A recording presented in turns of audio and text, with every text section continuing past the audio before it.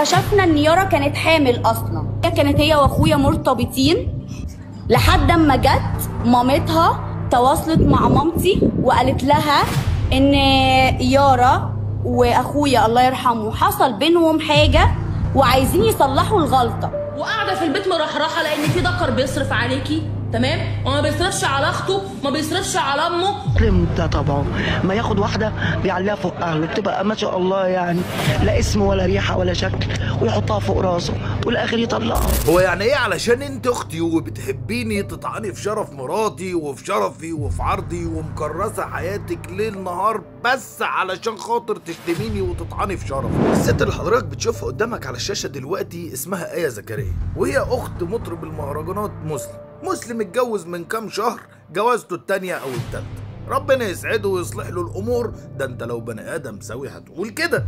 الى ان بقى الجوازه دي مش جايه على هوا اخت مسلم اللي هي آية زكريا، ومن يوم ما اتجوز حرفيا من يوم الصباحيه يا مؤمن وهي شغاله لايفات وفيديوهات وصور وبوستات بس علشان تطعن في شرف وعرض الست اللي متجوزها مسلم اللي هي يارا تامر.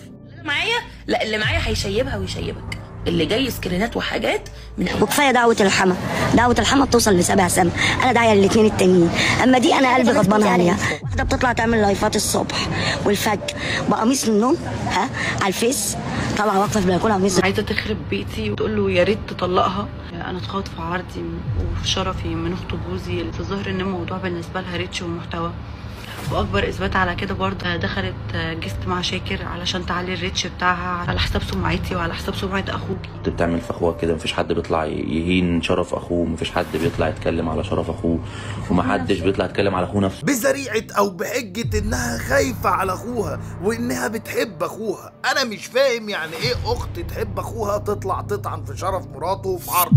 يعني حتى لو كانت الست وحشه او فيها ما فيها، طالما اخوكي مرتاح وطالما عيشته مرتاحه وهو شايف انه مبسوط مع مراته، انت مالك؟ مالكيش دعوه، مش من باب الاحسان ولا الانصاف ولا الموده ولا الرحمه ولا الدين انك اصلا تتكلمي عن واحده غريبه، فما بالك مرات اخوكي اللي بقت على ذمته واللي بقت عرضه وفي شرفه. يا سيدي من يوم ما مسلم اتجوز عملت كل اللي والتجلي علشان خاطر تسوق صوره الست دي، تنشر لها صور قديمه وتقول لها انت من غير الميك اب او من غير عمليات التجميل او زي ما انت شايف قدامك على الشاشه، لدرجه انها راحت جابت واحده وطلعتها لايف. الواحده دي طعنت في شرف يارا وقالت ان يارا كانت حامل في الحرام من واحد تاني، واضطروا انهم يكتبوا الكتاب بتاع يارا على الشخص ده، والشخص ده المفروض يعني توفاه الله علشان خاطر يصلح غلطته على يارا. اكتشفنا ان يارا كانت حامل اصلا. كانت هي واخويا مرتبطين ببعضيهم واحنا ما كناش نعرف. مامتها تواصلت مع مامتي وقالت لها ان يارا واخويا الله يرحمه حصل بينهم حاجه وعايزين يصلحوا الغلطه. احنا قعدنا مع اخويا وقلنا انت عندك بنوته ولازم ان احنا نتكلم في الحق، ان احنا مش هرضى على نفسي، مش هرضى على بنت غيري. باباها كان هو اللي مصمم على كتب الكتاب علشان طبعا هو عارف بنته عامله ايه. جينا في كتب الكتاب اكتشفنا ان يارا كانت حامل اصلا. وصلت كمان بيها تقول ان يارا كانت بتبات عند مسلم طول الليل سواء في الاستوديو او في شقته، وده قبل الجواز. ولا ماسك عليا وانا بايته عند خطيبي في الشقه. داخله تتهمني بشرف ببات مع مسلم وانتي مش مراته عشان تباتي معايا، مع ان كانت الساعه 9 اصلا. عايزه تخرب بيتي وتقول له يا ريت تطلقها. وفي وسط كل محاولات آية انها تطعن في شرف الست دي وفي شرف اخوها، يطلع مسلم يبين قد ايه انه بيحب مراته، انه مبسوط مع مراته، انه مش شاغل باله بكل اللي بيتقال ده. ويارا اهي هاي القمر اهو القمر اللي مزعل ناس كتير اهو. حقك عليا والله العظيم، حقك عليا والله العظيم، حقك عليا. انت اجمل بنت في العالم.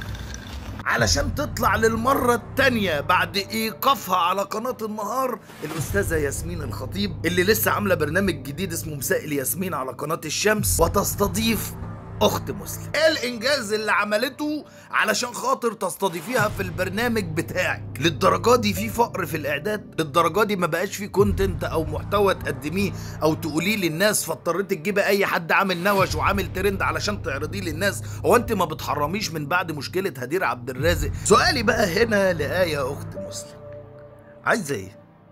انت كنت بتقولي ان حنفيته عمرها ما اتفتحت عليكوا انت ووالدته يعني. خيره دايما للغريب. للغريب، ده من صغره، خلي بالكم ده من زمان. تمام، هو عمره ما اتفتح حنفيته علينا زي ما انتم متخيلين يعني.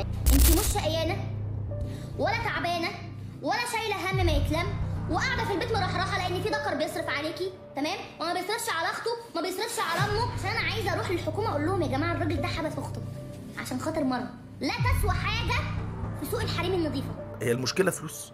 يعني المشكله ان انتوا عايزين مسلم يدفع ويبقى كويس معاكم ماديا؟ ما انتوا لو عايزين فلوس قولوا المسلم احنا عايزين فلوس واصرف علينا او ادينا. طب لو بتحب اخوكي ونفسك تشوفيه مبسوط، اخوكي مبسوط، اخوكي دلوقتي مع مرات اخوكي مبسوطين، ينفع تطلعي منها؟ ينفع تسيب اخوك يعيش وتبطلي قذف في المحصنات وقذف في شرف الست وكلام على شرف الست وعرض اخوكي لانه اخوكي؟ وهي لو كانت وحشه قبل الجواز وكانت بتقعد معاه زي ما انت بتقولي وبتبات معاه وكانت حامل من غيره، هو قبلان، هو راضي. لو فيكوا حد عاقل ورشيد ويعرف ربنا، اللي انت بتعمليه ده حرام شرعا ومش من باب الحب، لانك لو بتحب اخوكي مستحيل تعملي فيه اللي انت بتعمليه ده. ادعي له ان ربنا يسعده وريحي شويه، خدي نفسك وابلعي ريقك.